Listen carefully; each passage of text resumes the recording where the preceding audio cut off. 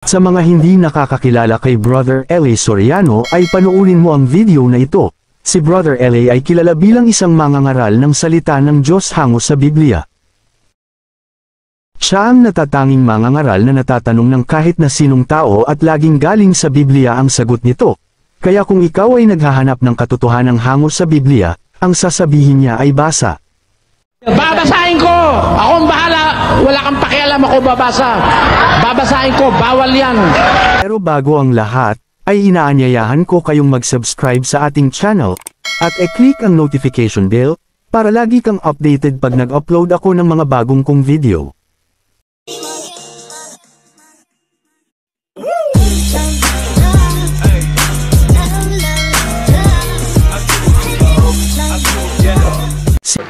Sa relihiyon, ang pinag-uusapan na kaluluwa. At pag yan ay naipahamak mo, wala ka ng paraan para mabawi pag nakuha yan ng demonyo. Si Eliseo Fernando Soriano, ipinanganak noong ika-4 ng Abril taong 1947, Triunfo Soriano at Catalina Fernando sa lungsod ng Pasay, Metro Manila. Siya ay ika-7 sa 8 magkakapatid. Sa kanyang pagkabata, si Eliseo o L.A. ay mahiyain at ayaw halos humarap sa tao. Sa kadahilanang ito ay palagi siyang tumatakas sa kanyang mga guro sa klase. Bagaman mahiyain, ang batang si L.A. ay matalino. Ang kanyang mga magulang ay nahikayat siyang mag-aral ng mabuti. Napatunayan niya ang kanyang katalinuhan sa pagkakamit ng mga pinakamatataas na marka ng isang estudyante sa kabuuan ng kanyang pag-aaral sa mababang paaralan. Sa pagtungtong niya ng high school, si L.A. ay naihalal na pangulo ng konseho ng mga estudyante. Siya ay palaging naaatasan bilang katulong ng punong guro. Kung ang ibang guro ay wala, kinukuha rin niya ang tungkulin bilang pansamantalang guro ng kanyang mga kamag-aral kahit na sa mga nasa mas mataas na antas. Ilang buwan bago ang kanyang pagtatapos sa high school, si Brother L.A. ay nakadama ng matinding pagnanais na magbasa ng Biblia, matapos na isama siya ng kanyang mga magulang sa isang pagsamba. Noong April 7, 1964, 3 araw pagkatapos ng kanyang ika-17 kaarawan, si Soriano ay bininyagan sa Seneguelasan, Bacoor, Cavite, at naging opisyal na miyembro ng Iglesia ng Diyos kay Cristo Jesus, haligi at suhay ng katotohanan na pinamumunuan ni Nicolas Perez kung saan miyembro din ng kanyang mga magulang. Noong 1969, si Nicolas Antiporda Perez, na nooy namumunong ministro ng simbahan, ay ipinagkaloob kay Soriano ang titulong ministro, na ginawa siyang nag-iisang ministro sa Iglesia ng Diyos kay Cristo Jesus, haligi at suhay ng katotohanan. Sa oras na iyon, kumakalat ang mga alingaw-ngaw na si Soriano ang magiging kahalili ni Perez. Gayunpaman, pagkamatay ni Nicolas Perez noong 1975, si Levita Gugulan ay hinirang na pansamantalang Presiding General Secretary ng grupo. Noong una ay tinanggap ni Soriano ang paghirang kay Gugulan, ngunit pagkatapos ay tinuligsa ang kanyang pamumuno na nagsasabi na ang mga babae ay hindi dapat maging pinuno ng simbahan ayon sa Biblia. Sabi po ng Biblia, ang babae mag-aral na tumahimik na may buong pagkapasakop. Hindi ko ipinahihintulot na ang babae magturo o magkaroon ng pamumuno sa lalaki. Ayan. Ang sabi ng Biblia, na ang babae magkaroon ng pamumuno sa lalaki. Bawal ho yun. Ino ang nasa Biblia. 1976, umalis si Soriano at ang kanyang mga kaalyado sa sekta ni Gugulan. Noong 1977, nagrehistro si Soriano ng isang bagong grupo, na tinatawag na Iglesia ng Diyos kay Cristo Jesus, haligi at saligan ng katotohanan, na kalaunan ay pinalitan ng mga kaanib sa Iglesia ng Diyos kay Cristo Jesus, haligi at saligan ng katotohanan sa bansang Pilipinas. Dahil sa pagkakatulad ng pangalang ginamit ng grupo ni Gugulan, at ng grupo ni Soriano, nagsampa ng kaso ang una, na nagresolba sa Korte Suprema ng Pilipinas noong 2001 pabor sa grupo ni Gugulan, at ang grupo ni Soriano ay inutusang palitan ang pangalan ng kanilang simbahan. Noong 2004, pinalitan ng grupo ni Soriano ang pangalan ng kanilang simbahan, sa Members Church of God International. Bago simulan ang kanyang pangunahing programa sa TV, mangangaral si Soriano sa iba't ibang bayan at munisipalidad sa Pilipinas. Noong 1980, sinimulan ni Soriano ang programa sa radyo, Ang Dating Daan, na kalaunan ay naging isang programa sa telebisyon. Noong 1983, naimbitahan si Soriano bilang panelist sa inter-religious program ng GMA7, This is Manolo and His Genius Family. Siya, kasama ang iba pang mga kinatawan ng mga relihiyosong grupo, ay makikipagdebate at ipagtatanggol ang kanilang mga paniniwala sa palabas. Nanalo si Soriano at ginawaran ng Most Outstanding Gospel Minister of the Year 1983. Hindi magtatagal, makakatanggap si Soriano ng maraming parangal mula sa iba't ibang charity organization, lalo na bilang bayani ng lahing Kayumanggi. Noong January 20, 1999, naimbitahan si Soriano na maging guest sa talk show ni Corina Sanchez, na Balitang K. Doon inamin ni Soriano na ang dating doon mula sa GMA sketch comedy show na Bubble Gang, na isang parody ng kanyang programang Ang Dating Daan, ay talagang nakatulong sa pagtaas ng kanyang programa. Ang dating doon ay pinangungunahan ni Isko Salvador bilang Brad Pitt.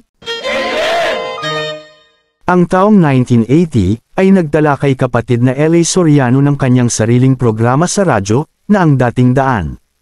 Ang Dating Daan ay unang naisahim papawid sa DWWA 1206 kHz, pagkatapos ay sa DWAR, DZME, DZMB, DWAD, DZRD, DWAN, DZXQ, at sa ibang lokal na estasyon sa buong bansa. Noong 1998, nag-broadcast din ang programa sa DZRH hanggang taong 2003. Ang programa ay naging masikat kaysa sa iba pang relihiyosong programa sa bansa dahil sa live question and answer portion nito. Una sa uri nito, ang uncensored na format ng Q&A ay naging trademark ng Ang Dating Daan. Naintindihan ko po at maliwanag, salamat po sa Diyos, at naipaliwanag ninyo ng maayos yung kasagutan dahil marami na po akong pastor na natanong tungkol dyan. Wala pong nakasagot. Salamat sa Diyos. Salamat sa Diyos, kapatid. Ang karangalan ay para sa Diyos na ating kinikilala at pagpinaglilingkuran. Noong 1983, sinimulan ng programa ang pambansang palabas sa telebisyon sa pamamagitan ng Intercontinental Broadcasting Channel 13. Sa paglipas ng mga taon, nakakuha ito ng katapatan mula sa mga manunood, kahit pa nagpalipat-lipat sila ng istasyon. Ang Dating Daan bilang isang programa sa radyo ay gumawa ng stint nito sa RJTV 29, PTV4, SBN 21, at ngayon ay sa UNTV. Ang Dating Daan, o The Old Path ay hango sa Jeremiah 6:16. Noong 1994, ipinakilala ng simbahan ang sikat na Bible exposition ngayon. Si Brother Daniel Razon ang nagmungkahi at nag-organisa ng isang sosyal na kaganapan, kung saan ang mga bisita ay maaaring mangtanong kay Brother L.A. Soriano na may kinalaman sa pananampalataya. Ang kaganapan ay ginawa sa labas ng kamera, ay isang tagumpay na naging daan para sa mga Bible exposition sa mas malalaking lugar. Ang unang lokal na Bible exposition ay ginanap sa Roosevelt, Manila. Ito ay ipinalabas sa telebisyon sa mga lalawigan ng Pilipinas sa pamamagitan ng programang Ang Dating Daan. Ang mga Bible exposition ay naging regular na segment ng programa na humakot ng mas maraming manunood. Kaya nga may Bible o may Biblia, yan ang kinasusulatan ng mga salita ng Diyos na itinuro ng Panginoong Hesus. Kaya yan isinulat, utos ng Diyos na isulat yan para makarating sa atin. Noong 2001, inilabas ni Brother L.A. at Brother Daniel ang www.angdatingdaan.org, na kung iisipin ay di hamak na mas matanda pa sa YouTube at Facebook. Nakita sa World Wide Web ang unang webcast at live video streaming ng programang Ang Dating Daan. Noong ika-13 ng Hulyo taong 2002, isang live na video stream na Bible exposition na ginanap sa Singapore ang unang lumabas sa ibang bansa. Sa tulong ng mga miyembrong naninirahan sa ibang bansa, naitatag ang mga lokal sa maraming bansa sa Asia, Australia, at Europa. Noong October 7, 2004, ginalugad ng simbahan ang mga posibilidad ng paggamit ng satellite, at ipinakilala ang Ingles na bersyon ng Ang Dating Daan, ang The Old Path. Nakilala rin siya sa tuwirang pangangaral ng pinaniniwalaan nilang mga pagkakamali sa doktrina ng iba't ibang lokal at internasyonal na mga relihiyosong grupo. Nagkaroon din siya ng maraming debate sa relihiyon sa iba't ibang ministro at pastor ng simbahan. Nabasa ko, tatanggapin mo, talo ka na. Hello po, Mr. Soriano. Talo ka na. O, sige ha. Moderator, saksi kayo ha. Pag nabasa ko na masama ang sigarilyo, talo na siya ha. Tapos na diskusyon. Eto ha. Ang isang insidente nang gumamit siya ng mapanirang salita sa kanyang palabas sa telebisyon ay humantong sa isang 3 buwang pagsususpend ng programa sa isang kaso na napunta sa Korte Suprema ng Pilipinas. Si Soriano, sa tulong ng kanyang pamangkin na si Daniel Razon, ay nangunguna sa maraming proyekto para sa mga mahihirap. Kabilang dito ang libreng medical at dental check-up, libreng sakay sa bus, at libreng pansamantalang tahanan para sa mga taong walang tirahan. Gumawa sina Soriano at Razon ng libreng programa sa scholarship sa kolehiyo sa La Verdad Christian College sa Pilipinas, at Africa na nagbibigay ng mga scholarship sa mga karapat-dapat na kabataan. Pumanaw na po sa edad na 73 ang religious leader na si Eli Soriano. Kinumpirma yan ng Members Church of God International o ang dating daan. Walay binigay na dahilan. Inalala nila si Soriano bilang isang matalino at dedicated na preacher na nakilala maging sa ibang bansa. Namatay si Soriano noong February 10, 2021, sa Santa Catarina, Brazil, sa edad na 73. Naglabas ng pahayag ang Members Church of God International noong araw ding iyon na nag-aanunsyo sa kanyang pagpanaw, ngunit hindi sinabi ang dahilan ng kanyang pagkamatay. Gawa ng mabuti, minamadali rin. Kung paano minamadali mo ang paggawa ng masama nung ikaw ay manggagawa pa ng masama, ngayong nakasumpong ka ng mabuti, huwag kang magpatumpik-tumpik, huwag kang magpa-delay-delay, huwag kang magpabukas-bukas. Pagkakasumpong mo ng mabuti, gawin mo agad. Maraming salamat sa muling panunood, hanggang sa dulo ng aking video.